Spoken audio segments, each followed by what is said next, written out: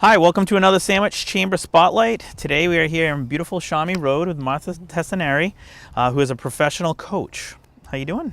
I'm doing well, Jay. Thanks for letting us come to your beautiful home. What a great Oh, backyard. such a beautiful day. It Yeah, it really is. is. We lucked out. So talk a little bit about your business. Professional coaching could be a lot of different things, and I know we got to cover a lot of different sectors, from life coaching and business coaching and stuff. Talk to us a little bit about professional coaching and how you got to this point. Jay, well, I specialize in working with women entrepreneurs, coaches, and consultants.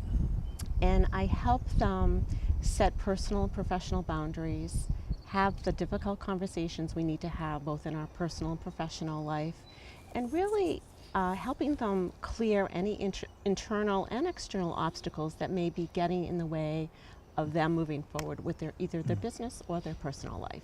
Okay, can you talk to some of those hurdles, some of the things you've encountered? Yes.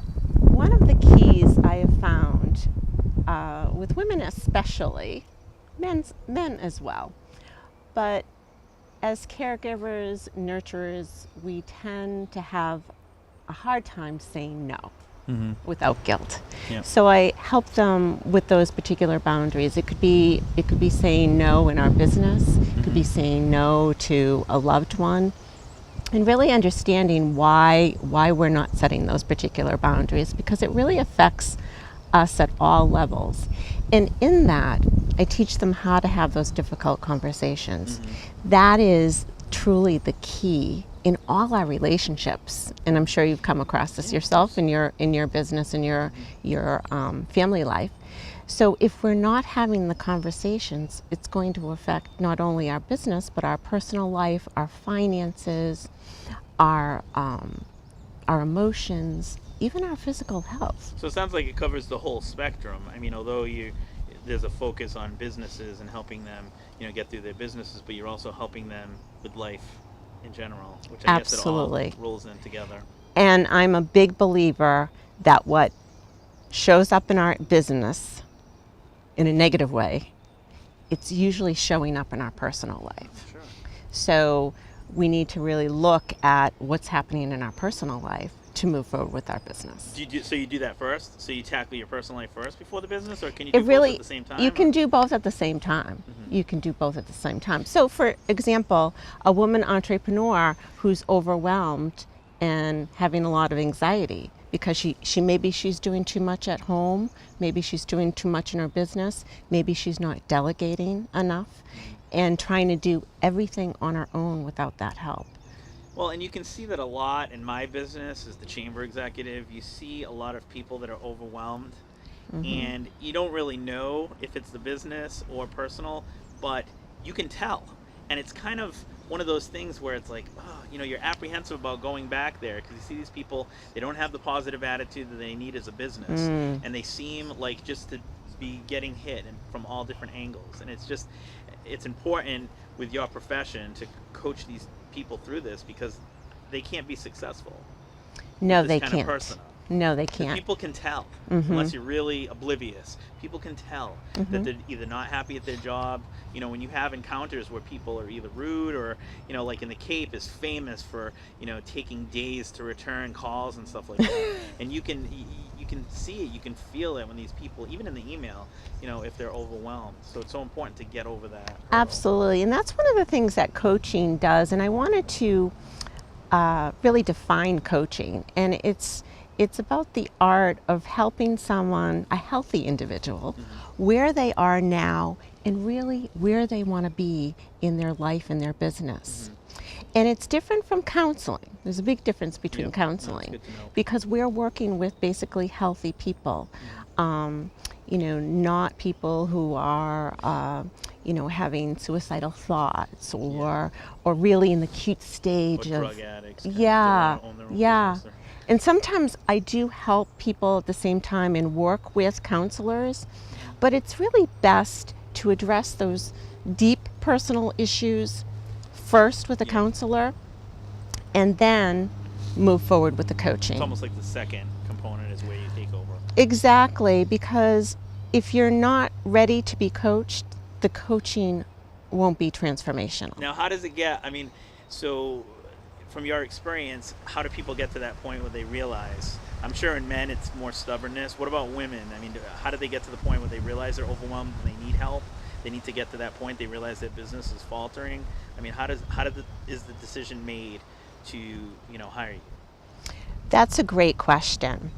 And most women, they get to the point where I can't do this alone anymore. I just can't do it. And they've tried many different avenues. Maybe they've tried a particular group program, or maybe they've tried to connect with a colleague or a friend, and it's just not working anymore. And finally, they just make that decision where I'm done here. Either my business is going to go under or I'm going to go under. So it's a pivotal decision. It's a pivotal decision. And a lot of people don't know what coaching is, and there are a variety of different coaches.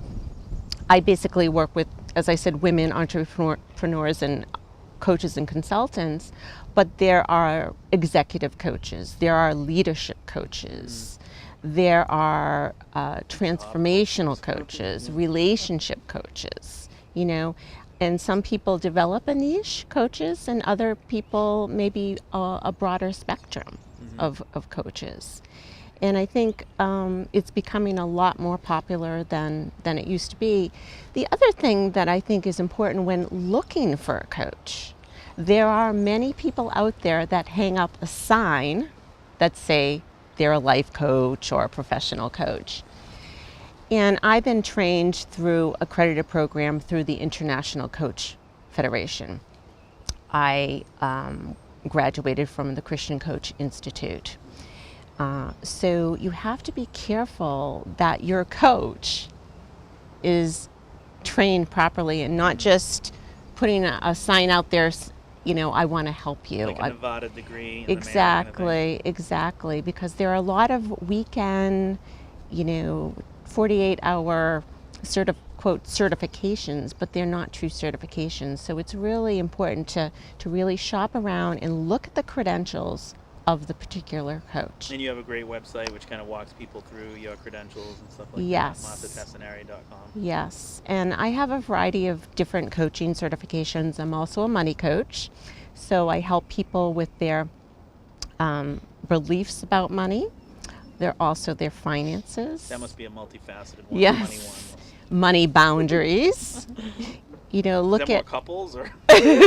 I mean, it's interesting too. A lot of men and women, they don't have those discussions, married couples, about finances. Isn't that one of the top reasons why people break up is for the money? Why talk about it?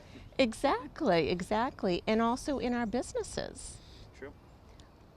Especially startup businesses, we're not looking at what's coming in or what's going out, and we're in a little bit denial. I know when I first started, there's a little bee here.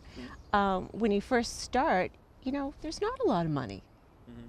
You're probably, spending more than you're actually bringing in. And sometimes there's a little denial. Yeah.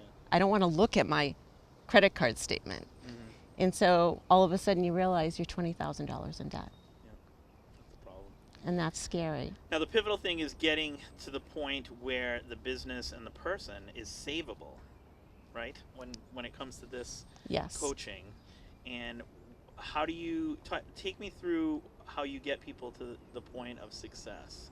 I mean, is it multiple one-on-one meetings? How does that process go? I mean, you meet with people, you designate what kind of help they need, and then you figure out a course of attack? Yes.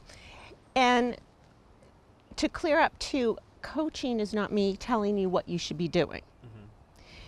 Coaching it's about the client. It's about the client's agenda. What are their goals?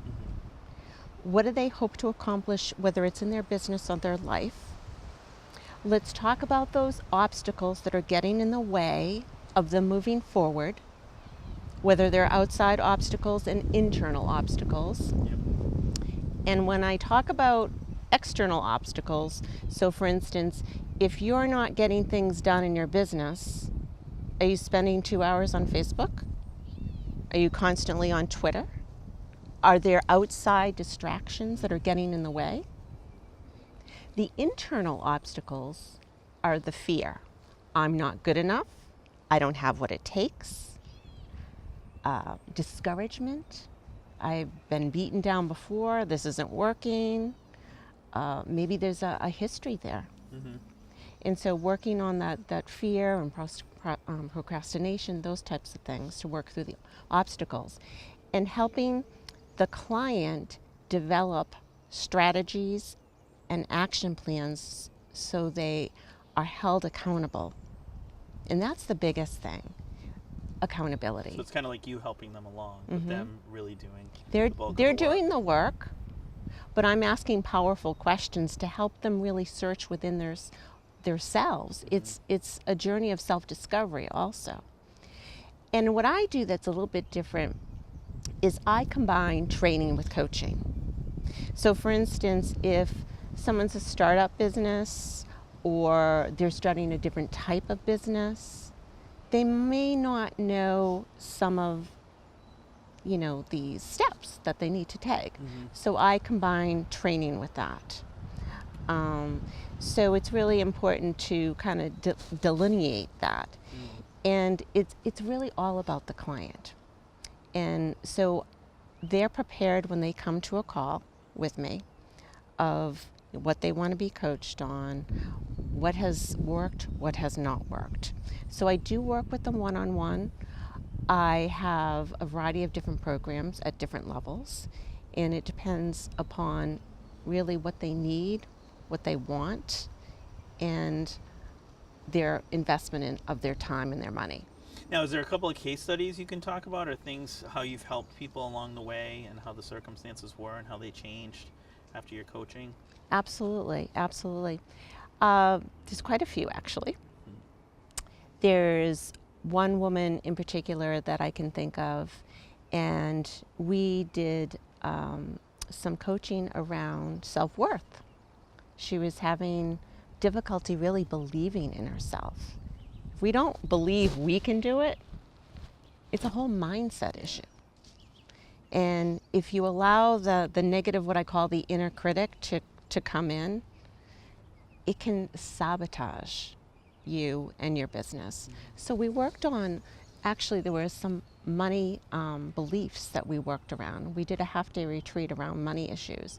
And it was stemmed from years ago, from a issue with our parents about self-worth. So finally realizing that, creating that awareness in the client was transformational for her. And from that one day, she has leaped. She's creating her own private retreats. She's speaking. She's working with high-end clients. So that's an example of what can happen. And we don't know what we don't know, right? So when we have that incredible awareness of what's really happening, and is there a trigger? Where's this coming from? And not that we are getting into a lot of healing with coaching. There is healing certainly that can happen. But we're not going into, deep-rooted childhood issues, and because that's going into counseling again. That's, another sector. But what we do talk about are conditioned patterns, because people come to coaching because they want to make a change in their life and their business. And I always go back to Albert Einstein's definition of insanity. Doing the same thing over and over again and expecting a different results. And that's why people want to be coached. They want a different results, and it's not working, and they've tried other things, and they're still in the same place. So it's about helping them create this awareness of, okay, what's that conditioned pattern? What do you need to really change about either your behavior or the way you're doing things to get the results you want? Now, do you find it hard for people to get to that point where they realize, like in most things in life, that they need that kind of help? Is that like the biggest hurdle, or is the biggest hurdle in changing their ways? I think changing the ways, because there again, to learn something, you need constant repetition. You don't just read a book and all of a sudden you have no obstacles, right? And I'm sure you've got plenty that have read a book too and it hasn't done anything. Well, that's the thing, and this is why I love coaching, because I have been there. I've read a lot of books. I was the self-help queen of Amazon. But reading a book is great. It's educational, and there's some great books out there. But no one's holding me accountable to implement an action plan. That's the most important thing. So I'll say, hey Jay, I didn't get your homework. What's happening with your plan A, B, and C? Have you implemented your action plan that you spoke of on our last coaching call? So gently, with compassion, holding people accountable, because that's why people want to pay me. They want the results, and if they're not getting the results, there's a reason why. And as far as like, is there any other sectors that you haven't touched on of your coaching that you'd like to? I mean, money is interesting, and you've kind of gone a little bit into that. Is there any other part of your coaching, business coaching, life coaching, that you want to get into and touch on a little bit before we go? Yeah, because I think that the key to coaching and really life, it's all about relationships. And if we think about the issues we have in our relationships, whether with spouse or a family member, friend, or even a colleague, it's about having those difficult conversations. And if we don't have those difficult conversations, it's going to affect our relationships. And I believe there's a direct correlation between the conversations we're having or not having in regard to our relationships and the quality of those relationships. And if we're silent, which most of us are, we grin and bear it. That person's driving me crazy, or they're constantly giving me work, or they're not returning my phone calls, or they're hurting me and I'm not saying anything. What happens is not having the conversation affects us so deeply on an emotional and physical level: resentment, anger, anxiety. And what's that do to our physical bodies? It can create physical disease. And I can recall even myself, I would call up all my friends. You won't believe what he did. And I would talk to 5 different people, but not the person I should really be having the conversation with. And think about the money we spend in counseling about this. So it's really important to have those conversations, and that's what I work a lot of with my clients, is teaching them about boundaries, setting personal, professional boundaries, and learning to have the conversation, because it feels uncomfortable. And that's one thing I also do in other businesses, is go into businesses and help them with their conflict, because there's conflict within even high-level businesses. They have coaches come in and help them figure out where's the breakdown of communication. So you do sessions at your house, or do you go to the businesses? I go to the businesses, and I also, with my private clients, we usually do phone or Skype. Okay. Sometimes I have my local clients. If we're going to do a retreat, sometimes we'll go to a B&B or a restaurant or a hotel, or I'll have them come here, and we'll work together in that aspect. But I think people really like working through phone and Skype because it's convenient. Yeah. They don't have to worry about travel time. Right. And that allows me to reach more people, both locally and nationally. So thinking ahead, like say the next 5 years, I mean, what is your hope for your business? Is it just having the biggest impact possible to the females in and around Cape? I'm assuming it's all over the Cape. It's not just the Sandwich area. So. No, it's not just the Sandwich area. My hope is really to help women entrepreneurs, coaches, and consultants to really address these internal obstacles, address the boundaries that they're not setting, have the difficult conversations, so that they can fulfill their mission here and have a joyful life and create impact on the world and their clients and who they're coming into contact with. And really coming from a place of authenticity, of feeling that they're in alignment with their core values. They're doing what they came here to do. Well, I think what you bring to the plate is, I mean, you've kind of been there and done that. You've been through a lot of different experiences, and you come with like a positive approach, which I think is essential to this kind of thing. Even though there's a lot of things going on in a business that aren't going well, you bring this positive side that I think is essential for these people to succeed. I mean, the Cape, we're lucky for the most part, is we do have some strong female entrepreneurs. You know, we could always use more, and I hope that this is a segue to help people to succeed, because it's not just opening a business. To be honest, most people can do that. It's about succeeding in that business. That's why the stat of the small businesses, you know, usually closing within the first year is still pretty high, because people make those mistakes, and having something like this, a professional coach, is huge in helping people get over, you know, yeah, we've opened and we're a success, because even the successful businesses still don't work out because there's all other things going on, you know, whether it's mental, you know, like you've talked about, that keep them from succeeding. They could have the best product in the world, but if their mental capacity isn't together, if they've got issues personally, it's not gonna matter. And you hit on an important point, that you could have a successful business, you could be making well over 6 figures, but are you having a life? Are you married to your job and you're not able to spend it with your family or your spouse? Are you there 24/7? And so having that balance, and that's what coaching helps, is really creating that balance between your personal life and your professional life. That's awesome. Any parting thoughts? We covered a lot. We did cover a lot. Well, I appreciate you letting us out here today. Oh, Beautiful it's beautiful. property.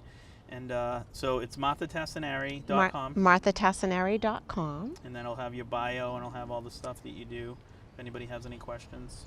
Absolutely, and I do offer a 20-minute free discovery session where, if you're not sure about coaching, you've never been coached, or you have a question about my services, it'll give you some time to figure out how I work and allow me to see what you need and if my resources is for you.